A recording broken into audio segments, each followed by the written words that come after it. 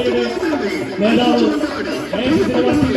ബഹുമാനായ Kodikunnil Suresh M P ഈ വേദിയിലേക്ക് കടന്നു വരികയാണ്. ഈ സർക്കാരിനെതിരെ നിരന്തര സമരത്തിന്റെ മുദ്രാവാക്യം ഉയർത്തിക്കൊണ്ട് കേരളത്തിലെ തെരുവീതികൾ നിറയുന്ന സമര മുദ്രാവാക്യങ്ങളുമായിട്ട് ഈ വേദിയിലേക്ക് കടന്നു വരുന്ന ബഹുമാനായ ഈ സമരയാത്രയുടെ നേതാവ് വർക്കിംഗ് കമ്മിറ്റിയുടെ കൂടിയായിട്ടുള്ള കൊടിക്കുന്നിൽ സുരേഷ് എം പിയെ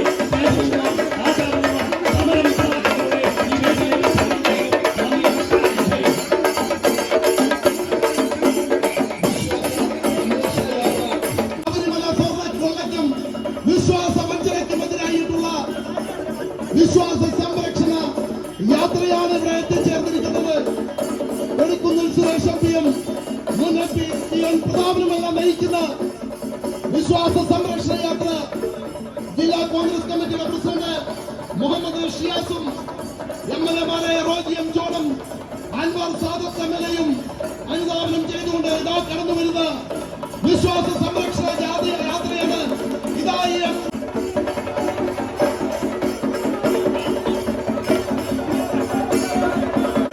പ്രിയമുള്ളവരെ, ഈ പന്തിലിന്റെ പുറകിലായി സുഹൃത്തുക്കളെ, കേരളത്തിലെ ദേവസ്വം ബോർഡുകളും കഴിഞ്ഞ ഒരു മാസക്കാലമായി കേൾക്കുന്ന വാർത്തകൾ അതുപോലെ തന്നെ സർക്കാരിൻ്റെ ഞാൻ ഇതിൻ്റെ പശ്ചാത്തലത്തെക്കുറിച്ച് എനിക്ക് മുൻപ് സംസാരിച്ച നേതാക്കളെല്ലാം പറഞ്ഞു. ഇത് എത്ര ഗൗരവമുള്ളൊരു വിഷയമാണ്. കേരളത്തിലെ വിശ്വാസ സമൂഹത്തെ മുഴുവൻ, അവരുടെ മനസ്സിൽ മുഴുവൻ ഞെട്ടലുണ്ടാക്കിയ ഒരു വിഷയമാണ് ഈ ശബരിമല അയ്യപ്പ ക്ഷേത്രവുമായി ബന്ധപ്പെട്ടുണ്ടായ ഈ വിഷയം. ഇതെല്ലാം ഭരണകൂടവും ദേവസ്വം ബോർഡുമെല്ലാം ഇത് മൂടിവെക്കാൻ ശ്രമിക്കുകയായിരുന്നു. അവർക്ക് അറിയാമായിരുന്നു. ബഹുമാനപ്പെട്ട കോടതി ഇല്ലായിരുന്നുവെങ്കിൽ, കോടതിയുടെ ഇടപെടലില്ലായിരുന്നുവെങ്കിൽ നമ്മൾ ആരും ഇത് അറിയാൻ പോകുന്നു. എന്താണ് സംഭവം? ഇതിൻ്റെ തുടക്കം എന്താണ്? 1998-99 കാലഘട്ടത്തിൽ UB ഗ്രൂപ്പിൻ്റെ ചെയർമാനായിരുന്ന വിജയ് മല്യ 30 കിലോ സ്വർണം കൊടുക്കുകയാണ്. അയ്യപ്പൻ്റെ ശ്രീകോവിലിന് മുമ്പിലുള്ള ദ്വാരപാലക വിഗ്രഹവും ശില്പവും അതുപോലെ കട്ട്ളയും കഥകും അതെല്ലാം സ്വർണം പൂശാനാണ് ഈ 30 കിലോ സ്വർണം കൊടുത്തത്. 1999 ഇത് ചെയ്തതിന് ശേഷം 40 വാറണ്ടിയാണ്. 40 കൊല്ലത്തേക്ക് അത് ഗ്യാരണ്ടിയാണ്. പക്ഷേ 2019 അതായത് 20 വർഷം കഴിഞ്ഞപ്പോൾ 40 വർഷം ഗ്യാരണ്ടിയുള്ള ഈ സംഭവം വീണ്ടും സ്വർണം പൂശാൻ വേണ്ടി തീരുമാനിക്കുകയാണ്. അപ്പോൾ വിലപിടിപ്പുള്ള സാധനങ്ങൾ അറ്റകുറ്റപ്പണി ചെയ്യണമെങ്കിൽ 2-3 കാര്യങ്ങൾ ചെയ്യണം. ഒന്ന്, ശബരിമല ക്ഷേത്രത്തിൻ്റെ ഭരണം ഹൈക്കോടതി ഡിവിഷൻ ബെഞ്ചിൻ്റെ നിയന്ത്രണത്തിലാണ്. ഹൈക്കോടതിയെ അറിയിക്കണം. ഈ വിഷയത്തിൽ ഹൈക്കോടതിയെ ആരും അറിയിച്ചില്ല. 2, ദേവസ്വം മാനുവൽ അനുസരിച്ച് വിലപിടിപ്പുള്ള വസ്തുക്കൾ പുറത്തേക്ക് കൊണ്ടുപോകാൻ പാടില്ല. അറ്റകുറ്റപ്പണികൾ ക്ഷേത്ര സന്നിധിയിൽ വച്ച് തന്നെ ചെയ്യണം. അപ്പോൾ ഹൈക്കോടതിയെ അറിയിക്കാതെ ദേവസ്വം മാനുവൽ ലംഘിച്ചുകൊണ്ട് ഇത് പുറത്തേക്ക് കൊണ്ടുപോകാം. ഏറ്റവും രസകരമായ കാര്യം, കോടതി വിധിയിലുള്ള ഇത് ശബരിമല ക്ഷേത്രത്തിൽ നിന്ന് കൊണ്ടുപോയി 1 മാസവും 9 ദിവസവും കഴിഞ്ഞതിന് ശേഷമാണ് ചെന്നൈയിലെത്തിയത്. മനസ്സിലായിക്കൊള്ളാം. എവിടെയായിരുന്നു ഇത്രയും ദിവസം? 40 ദിവസം എവിടെയായിരുന്നു? 39-40 ദിവസം എവിടെയായിരുന്നു? അപ്പം ഞാൻ അന്നൊരു സംശയം പറഞ്ഞു. എൻ്റെ ഊഹത്തിൽ നിന്നാണ് ഒരു സംശയം പറഞ്ഞത്. ഒറിജിനൽ കൊണ്ടുപോയി കാണില്ല. ഒറിജിനലിന് പകരം ചെമ്പിൻ്റെ പാളി വ്യാജമായി മോൾഡ് ഉണ്ടാക്കി അത് കൊണ്ടുപോകാൻ വേണ്ടിയിട്ടാണ് ഇത്രയും താമസം എടുക്കാൻ കാരണം. അതാകാം സാധ്യത എന്ന് പറഞ്ഞു. എനിക്കൊരു ഊഹം പറഞ്ഞതാണ്. പക്ഷേ ഒക്ടോബർ 6-ാം തീയതിയിലെ കോടതി വിധിയിൽ എന്താണ് പറഞ്ഞിരിക്കുന്നതെന്നറിയാമോ? ഈ ദ്വാരപാലക ശില്പം ചെന്നൈയിലേക്ക് കൊണ്ടുപോയിട്ടില്ല. 1. 2, അതിനു പകരം കൊണ്ടുപോയത് അതേ ദ്വാരപാലക ശില്പമെന്ന് തോന്നുന്ന തരത്തിൽ ചെമ്പ് കൊണ്ട് മറ്റൊരു ശില്പം ഉണ്ടാക്കി. തമ്മിൽ വ്യത്യാസമുണ്ട്. ചെറിയ ചെറിയ വ്യത്യാസങ്ങളേ ഉള്ളൂ. അത് സൂക്ഷിച്ചു നോക്കിയാലേ കാണുള്ളൂ. വേറൊരു വ്യാജ ചെമ്പുപാളി ഉണ്ടാക്കി. അയാൾ അവിടെ ഇരുന്നോട്ടെ. വ്യാജ ചെമ്പുപാളി ഉണ്ടാക്കി അതാണ് ചെന്നൈയിലേക്ക് കൊണ്ടുപോയത്. അപ്പോൾ ഒറിജിനൽ ദ്വാരപാലക ശില്പം എവിടെ പോയി? അതാണ് ചോദ്യം. അതാണ് കോടതിയുടെ ചോദ്യം. എന്താ കേരള ഹൈക്കോടതി പറഞ്ഞിരിക്കുന്നത്? അത് ഒരാൾക്ക് വിറ്റിരിക്കുന്നു.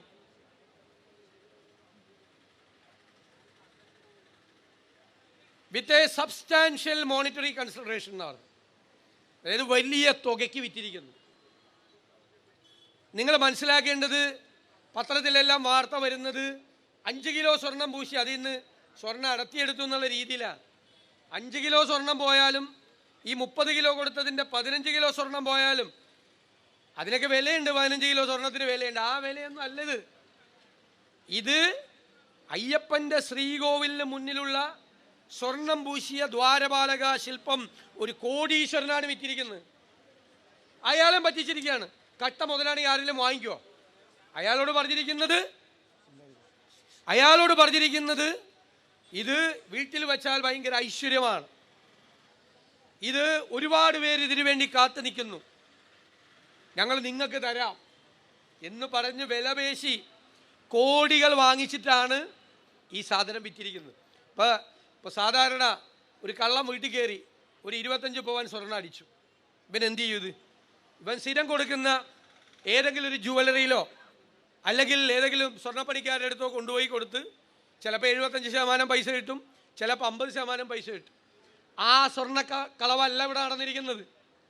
ഇവിടെ മൊത്തം ഈ ശില്പം അങ്ങനെ തന്നെ വിറ്റിരിക്കുകയാണ് കോടിക്കണക്കിന് രൂപയ്ക്ക്. എന്നിട്ട് വ്യാജനുണ്ടാക്കി വ്യാജൻ പൂശിക്കൊണ്ട് ഇങ്ങോട്ട് വന്നിരിക്കുകയാണ്. ഇത് ഒന്നും മിണ്ടായിരിക്കാൻ പറയാം.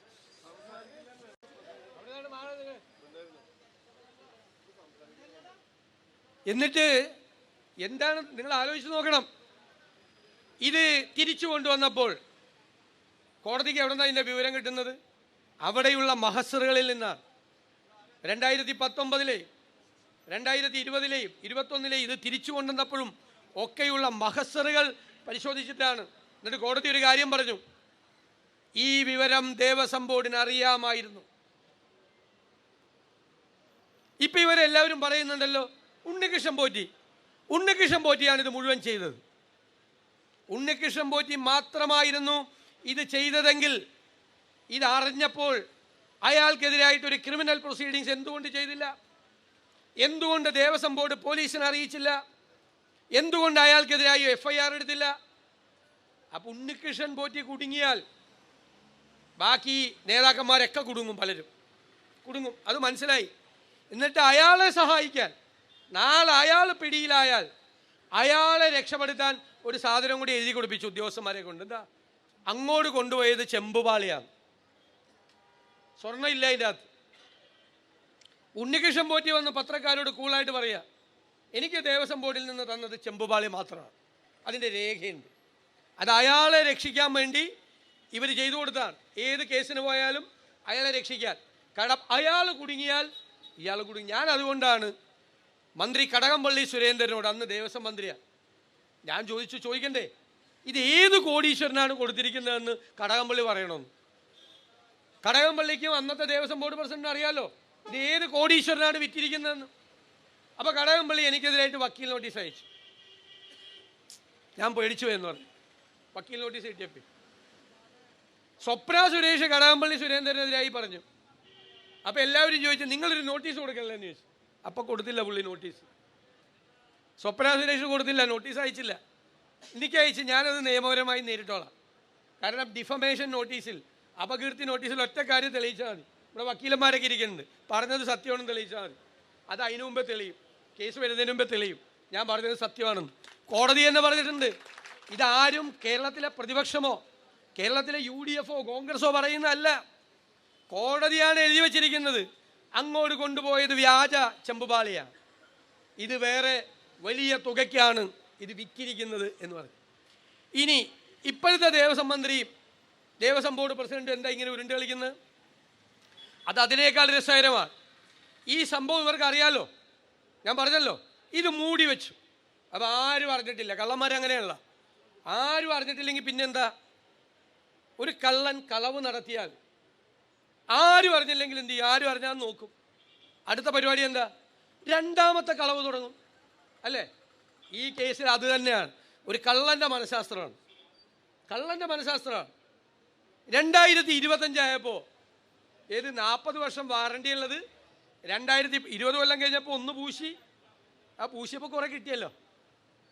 അപ്പോൾ വീണ്ടും 2025 ഒന്നും കൂടി പൂശണമെന്ന് തോന്നുക വാസവനും പിന്നെ ആർക്കാ ഇപ്പോഴത്തെ ദേവസ്വം ബോർഡ് പ്രസിഡന്റിൻ്റെ അംഗങ്ങൾക്കും ഒന്നും കൂടി പൂശണം.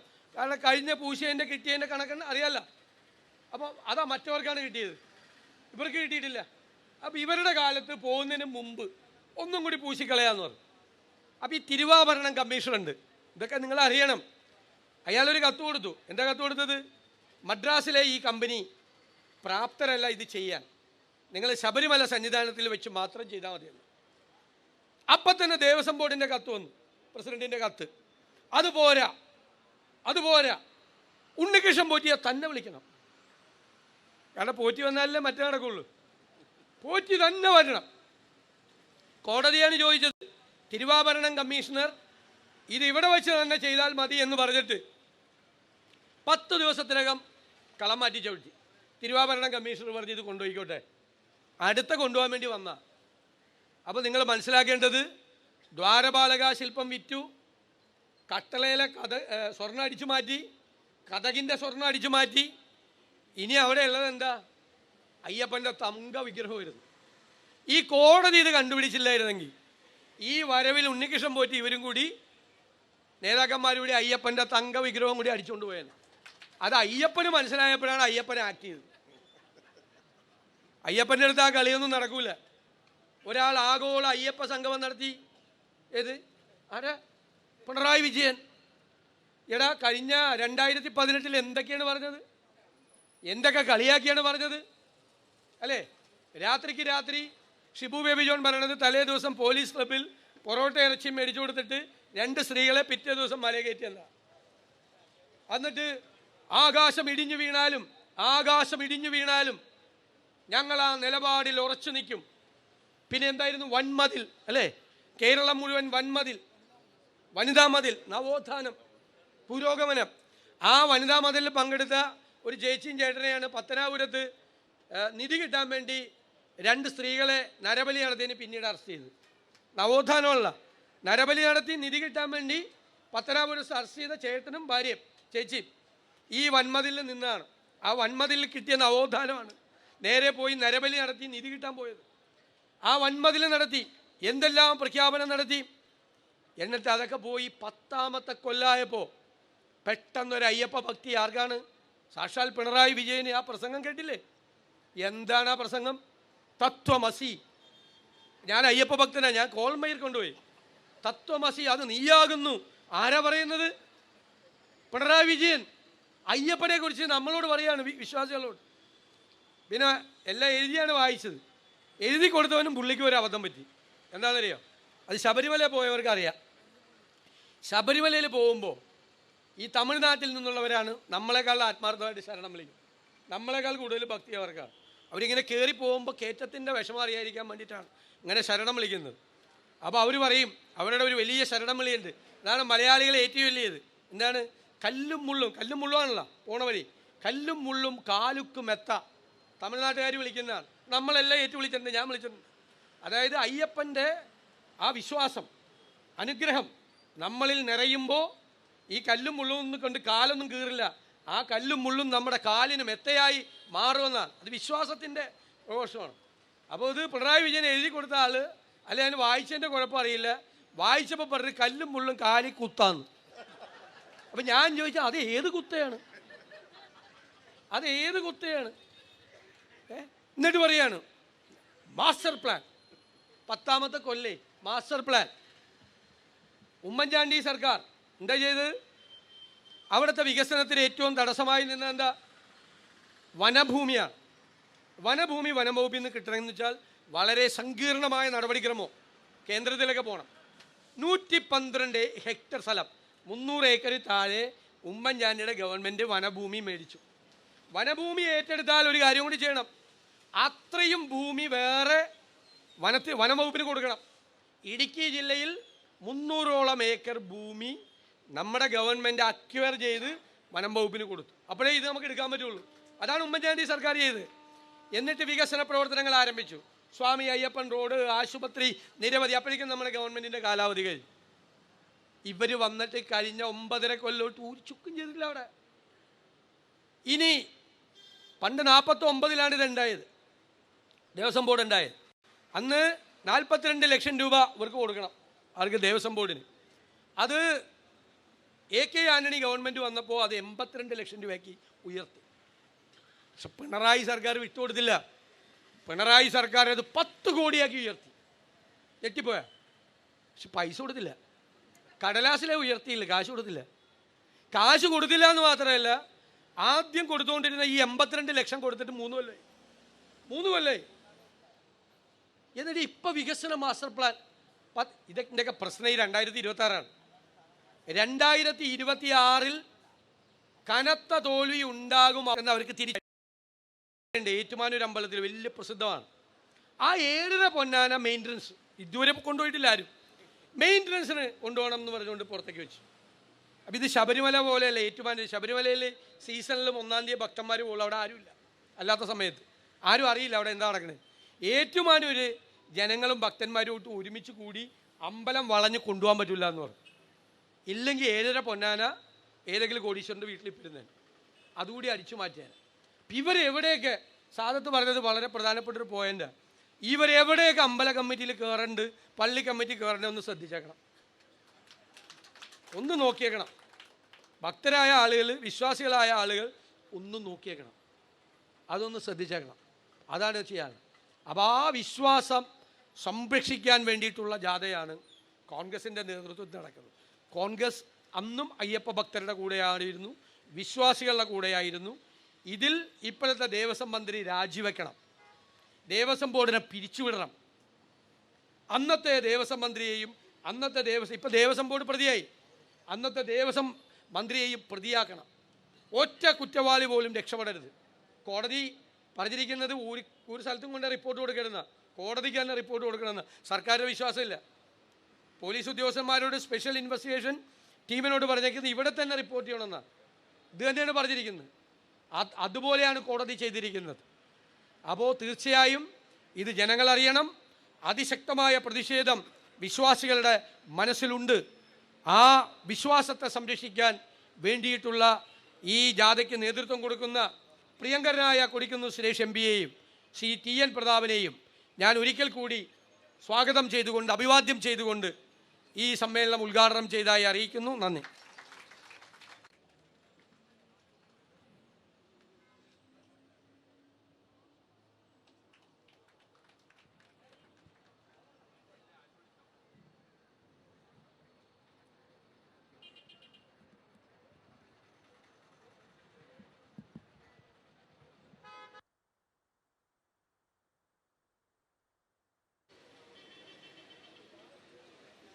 ഇടതുപക്ഷ ജനാധിപത്യ മുന്നണി ഗവൺമെന്റ്, പിണറായി വിജയൻ ഗവൺമെന്റിനെതിരായി അതിശക്തമായ പ്രതിരോധം ഉയർത്തിയിരിക്കുന്ന നമ്മുടെ പ്രിയങ്കരനായ നേതാവ് Shri VD Satheesan, Ernakulam MP Shri IB Eden, പ്രിയങ്കരനായ ജില്ലാ കോൺഗ്രസ് കമ്മിറ്റി അധ്യക്ഷൻ പ്രിയപ്പെട്ട ശ്രീ മുഹമ്മദ് ഷിയാസ്, കഴിഞ്ഞ 6 ദിവസമായി FIR ഇട്ട് കേസെടുത്തിരിക്കുന്നു. ഇതിനെക്കുറിച്ച് മറുപടി പറയുന്നില്ല. മുഖ്യമന്ത്രി പ്രതിപക്ഷ നേതാവിനെ നോക്കി ശ്രീ VD സതീശൻ മീനിനെ പിടിക്കാനുള്ള ശ്രമമാണെന്ന് കേരളത്തിലെ പ്രതിപക്ഷ നേതാവിനെ നോക്കി പറഞ്ഞു. കേരളത്തിലെ കോൺഗ്രസിനെ നോക്കി പുച്ഛിക്കുന്നത് പ്രതിപക്ഷ നേതാവിനെ കുറിച്ചും അതുപോലെ തന്നെ കോൺഗ്രസിനെയും ഐക്യം, അതുപോലെ തന്നെ ഇന്ന് തുറവൂരും അവസാനിച്ചു. നേതാവിന്റെ നേതൃത്വത്തിൽ UDFന്റെ നേതൃത്വത്തിൽ ഈ പ്രയാസങ്ങൾ അറുതി വരുത്താൻ ഇതാ ഞങ്ങൾ മുന്നോട്ട്